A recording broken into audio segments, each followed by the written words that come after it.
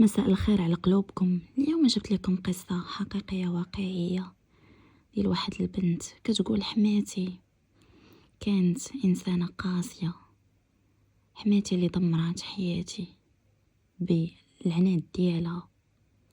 أنا كنت واحد البنت اللي بسيطة غدا جنب الحيط، ما باغد من الدنيا والو، باغا غير الستر وباغا الراحة. حتى النهار اللي جا وقت زواجي، ملي جا وقت زواجي كنت فرحانة وكنت باغا نبدا حياة جديدة مع راجلي. ما كنتش كنخمم في حماتي. انا سكنت مع عائلة راجلي، كانوا طفيلاتي الله يعمرها دار، كانوا عندي 2 طفيلات خدامين كيجيبهم غليل، كانوا كيعاملوني مزيان. اول مرة ملي دخلت لداري عروسة اللي هي دار حماتي، حسيت بشي حاجة ماشي هي هادي. قلت الام تبقى ام. نظراتها كانوا باردين من جهتي، كلامها قليل ولكن قاصح كالقرطاس. قلت ماشي مشكل، مع الايام الامور كلها غدا تتحسن وغنوليو انا وياها مصاحبين. من بعد وليت كنكتشف بان السيده كتدخل في الامور ديالي، كيفاش نلبس، كيفاش نطيب، كيفاش نجلس، وحتى كيفاش نضحك. واللي درتها ما كتعجبهاش، اي حاجه كنديرها كتعيبها ليا. كنت كنقول حماتي راه كبيره في العمر، ماشي مشكل، خاصني نتحمل، خاصني نصبر. ولكن المشكل الكبير ما كانش فيها، كان في راجلي. فما بحال هكا كنت كنمشي كنتشكى، كنقول ليه راه وعلاش ماماك دارت ودارت وراه انايا ما كنخلي ما ندير معاك. يقول لي وصبري اش غديري وهذيك راه غير امي. من بعد اكتشفت بان السيد ولا كيسكت على ظلمها ليا، ولا مشارك معاها في الظلم ديالها ليا. ملي نكون بحال هكا في الكوزينه طيح الكاس وتقول لهم راه هي اللي طيحاتو، الا بديت نبكي تقول لهم ها راه كتبوحط كتمثل عليكم، وإلا تعصبات تقول لهم راه هي اللي عيراتني وعصباتني، وانا راه ربي اللي حاس بيا. في خاطري كنقول حسبي الله ونعم الوكيل في هادشي اللي كدير هاد السيده. كان الباطل هي تردو حق، وانا كنقول لا حول ولا قوه بالله في خاطري وما قادراش نهضر. واحد النهار في الايامات اللي غادي تقلب حياتي سفها على علاها، كان تليفوني محطوط وانا التليفون ما دايراش ليه الكود. كتجي حماتي هزاتو بحال ما هكا، كتقلب كتشوف تصاوري اللي قبل من الزواج، شافتهم ماشي بقلبها، شافتهم بقلبها اللي عامر بالحقد من جهتي. من تما كلشي تقلب على ظهري. مشات السيده عند راجلي قالت ليه ايوا هاد البنت اللي تزوجتي بها راه ماشي كيف ما بين ليك، وسير شوف راسك مع من تزوجتي. وخلات لي علامه استفهام تما وغاش تشرح ليه.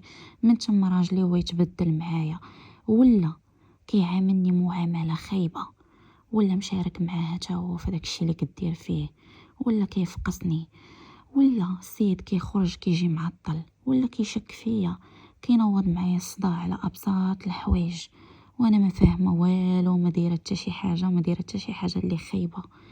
كنت عازه الدار كلها، من شقاها من طيابها من كل شيء، وكنحترمها واخا كتعطيها ليا في وجهي. كنقول ماشي مشكل، هذيك مرا كبيره ما نديش عليها. ولكن هاد السيده والله الا ظلماتني بزاف. وليت عايشه في وسط دار عامره بالناس، لحد يجي يسول فيك واش انتي بخير ولا ماشي بخير، لحد يجي يقول لك كيف دايره، ديري لي بحال شي خدامه في هذيك الدار اللي جاي يمسح فيا رجليه. كنت دايزه من حدا الصاله وانا نسمعها كتحرش فيه، قالت لي سير فك عليك الزبل اللي حاشاكم، سير قالت لي فكها عليك ونجيب لك للاها. اش قالت لي بغيتي هذيك؟ ملي تنوض وهي مخشيه في الكوزينه ما عاطياك لا وقت لا والو. وانا راه كانت تجي تدق عليا مع 9 الصباح وتجي تفيقني مع 8 الصباح تقول لي دوزي طيبي الفطور. كانت مرا كبيره كبه من الشيب وقاصحه وعنصريه. تما حسيت براسي انني عايشه في الظلم وعايشه في العذاب والويل، وانا ندخل عندهم وانا نعري على نيابي. كلا بزاف عليك، كلا انا راه صابره لك على بالك وصابره وصابره وصابره وصابره وصابره. كلا وما كنهضرش، قلت لي وانت عيفت الرجال اللي بدون سبب نخلتيني وما بقيتيش باغي حتى تدوي معايا. المشكل شنو هو؟ ما عرفتوش. عاد قال لي راه امي شافت عندك شي تصاور. قلت ليه هكا هات التليفون قلب وشوف شنو هما التصاور. ولا انت قلت لي جات امك قالت لك غير كلمه وبلا ما تعرف اشنو واقع وبلا ما تقلب التليفون وتشوف اشنو فيه دغيا حكمتي عليا؟ ها التليفون شوف اشنو فيه. هذوك التصاور انا مصوراهم قبل من الزواج وزيدون انا مصوره غير بوحدي، يعني ما كان معايا حتى شي حد في دوك التصاور. قالت لي راني شفت تصاور ولابسه غير السميطات. قلت لها خالتي اولا ما عندكش الحق تقلبي ليا تليفوني، وثانيا هذوك خصوصيات ديالي، ورابعا هاكا هات التليفون وشوف شنو فيه. قلب التليفون ما لقى فيه والو، فيه تصاور فعلا قبل من الزواج ولكن عادي كنت غير بوحدي كأي بنت كتصور. صافي جمعت حوايجي تميت باغا نمشي بقى كيطلب فيا هادي. قلت ليه الا بغيتي نسمح لك وهادي ونبقاو مع بعضياتنا. هي صافي تعزل ليا، شاف حتى هي عزل ليا. مشيت عزلت انا وياه وهي بقات مع بناتها. من بعد ملي مشى عزل ليا لقيت راسي بانني حامل بشهرين وانا ما عارفاش راسي. وهذه هي قصتي.